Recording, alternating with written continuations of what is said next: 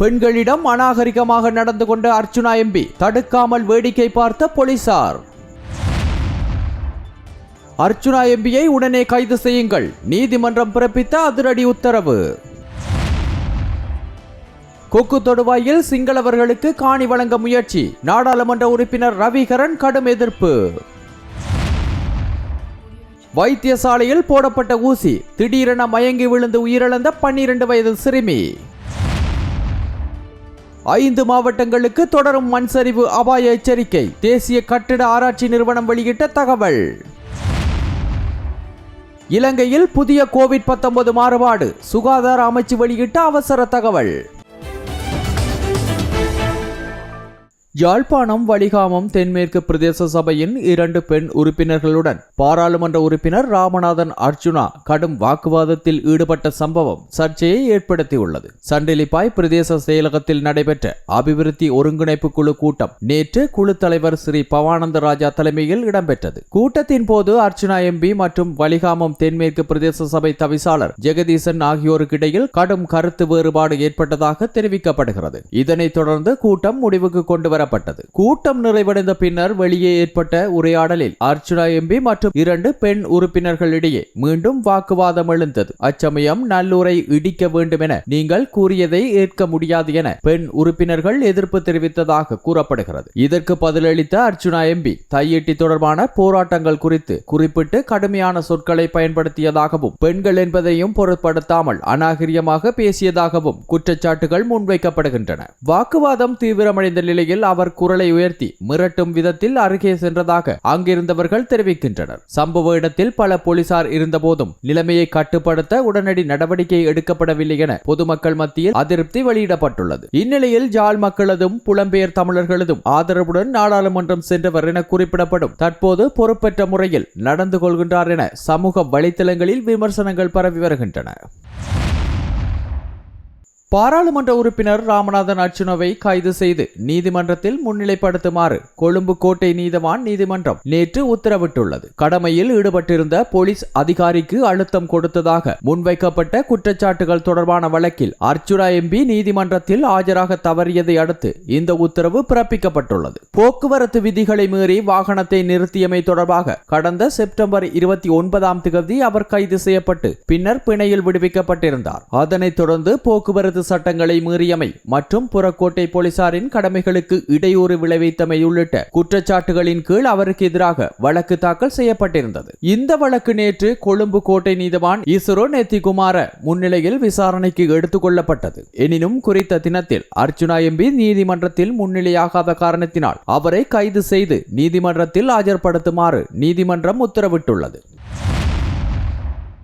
முல்லைத்தீவு கொக்குழாய் முகத்துவாரத்தில் தமிழ் மக்களின் பூர்வீக காணிகளை ஆக்கிரமித்து குடியேறிய சிங்களவர்களுக்கு கொக்கு தொடுவாயில் மாற்று காணி வழங்கும் முயற்சிக்கு வன்னி மாவட்ட நாடாளுமன்ற உறுப்பினர் துரைராசா ரவிகரன் கடும் எதிர்ப்பை வெளியிட்டுள்ளார். வெள்ள பாதிப்பு காரணமாக மாற்று குடியேற்றம் பேசப்பட்ட போதும் இது தமிழ் மக்களின் சட்டபூர்வ காணி உரிமைகளை மீறும் செயல் என அவர் சுட்டிக்காட்டினார். 1984 ஆண்டு தமிழ் மக்கள் வலுக்கட்டாயமாக வெளியேற்றப்பட்ட பின்னர் 20 ஏக்கருக்கும் மேற்பட்ட பூர்வீக காணிகள் ஆக்கிரமிக்கப்பட்டுள்ளதாகவும் தெரிவித்தார். ஒருவருக்கு ஒரே இடத்தில் காணி என்ற அரச கொள்கையை மீறி ஏற்கனவே நீர்கொழும்பு சிலாவ பகுதிகளில் காணி கொண்டவர்களுக்கு மீண்டும் காணி வழங்க முடியாது என வலியுறுத்தினார். தமிழ் மக்களின் காணிகளை அபகரிக்கும் எந்த முயற்சிகளையும் ஏற்க முடியாது என கூறிய ரவிகரன் வெள்ளத்தால் பாதிக்கப்பட்ட உண்மையான மக்களுக்கு நியாயமான மாற்று வாழ்விடம் வழங்க அரசாங்கம் நடவடிக்கை எடுக்க வேண்டும் எனவும் இதன்போது குறிப்பிட்டார்.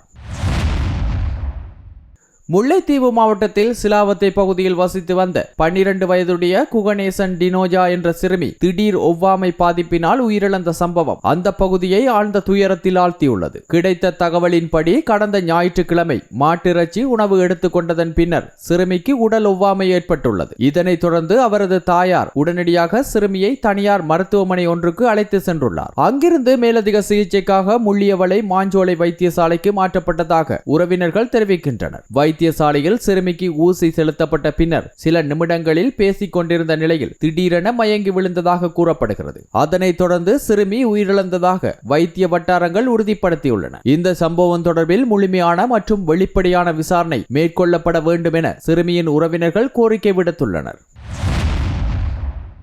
நாட்டில் நிலவி வரும் சீரற்ற வானிலை காரணமாக 5 மாவட்டங்களில் மண் சரிவு அபாயம் காணப்படுவதாக தேசிய கட்டிட ஆராய்ச்சி நிறுவனம் எச்சரிக்கை விடுத்துள்ளது. இந்த எச்சரிக்கை நேற்று செவ்வாய்க்கிழமை மாலை 4 மணி முதல் இன்று புதன்கிழமை மாலை 4 மணி வரை அமுலில் இருக்கும் என தெரிவிக்கப்பட்டுள்ளது. அதன்படி பதுளை மாவட்டத்தில் லுணுகலை, மீககிவுல மற்றும் சொரணா தோட்ட பிரதேச செயலக பிரிவுகளுக்குட்பட்ட பகுதிகளுக்கும், கண்டி மாவட்டத்தில் தொழுவ, மணிப்பே, உடுதும்பர மற்றும் மெததும்பர பிரதேச செயலக பகுதிகளுக்கும், குருநாகல் மாவட்டத்தில் ரீதிகம பிரதேச செயலக பிரிவுக்குட்பட்ட பகுதிகளுக்கும், மாத்தளை மாவட்டத்தில் உக்குவெல, அம்பன் கங்கை கோரளை, ஜட்டவத்த மற்றும் ரத்தோட்ட பிரதேச செயலக பிரிவுக்குட்பட்ட பகுதிகளுக்கும், அதேபோல் நுவரெலியா மாவட்டத்தில் வளப்பனை, நீல்தண்டாகின்ன மற்றும் கங்குரன் கெத்த பிரதேச செயலக பிரிவுக்குட்பட்ட பகுதிகளுக்கும் இவ்வாறு மண் சரிவு அபாய எச்சரிக்கை அறிவிக்கப்பட்டுள்ளது. மேற்குறித்த பகுதிகளில் வசிக்கும் மக்கள் அவதானத்துடன் செயற்படுவதோடு தேவையான பாதுகாப்பு நடவடிக்கைகளை மேற்கொள்ளுமாறு அதிகாரிகள் அறிவுறுத்தியுள்ளனர்.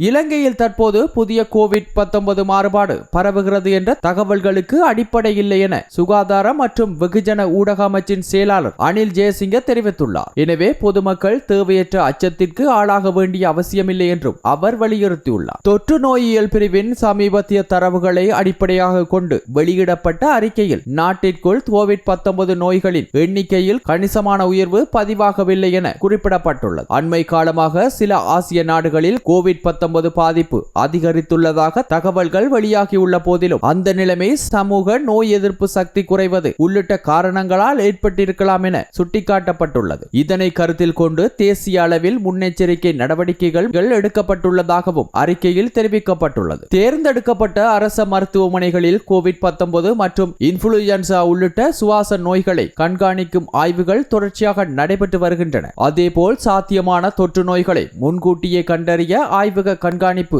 அமைப்பும் செயற்பாட்டில் இருப்பதாக அமைச்சு தெரிவித்துள்ளது. இந்நிலையில் பொதுமக்களுக்கு ஏற்படும் உடனடி ஆபத்து குறைவாக இருந்தாலும் முதியவர்கள், நோய் எதிர்ப்பு சக்தி குறைந்தவர்கள் மற்றும் நீண்ட கால நோய்களால் பாதிக்கப்பட்டவர்கள் கூடுதல் கவனம் செலுத்த வேண்டும் என அறிவுறுத்தப்பட்டுள்ளது. மேலும் கை கழுவுதல், இருமல் அல்லது தும்மும் போது முகத்தை மூடுதல் போன்ற அடிப்படை சுகாதார பழக்கங்களை தொடர்ந்தும் கடைபிடிக்க வேண்டும் என்றும் சுகாதார அதிகாரிகள் கேட்டுக்கொண்டுள்ளனர். கோவிட்-19 நிலைமை குறித்து துல்லியமான தகவல்களை சரியான நேரத்தில் வழங்க சுகாதார அமைச்சகம் தயாராக இருப்பதாகவும் அதிகாரப்பூர்வ அறிவிப்புகளை மட்டுமே நம்புமாறு பொதுமக்களிடம் வலியுறுத்தப்பட்டுள்ளதாகவும் அறிக்கையில் கூறப்பட்டுள்ளது.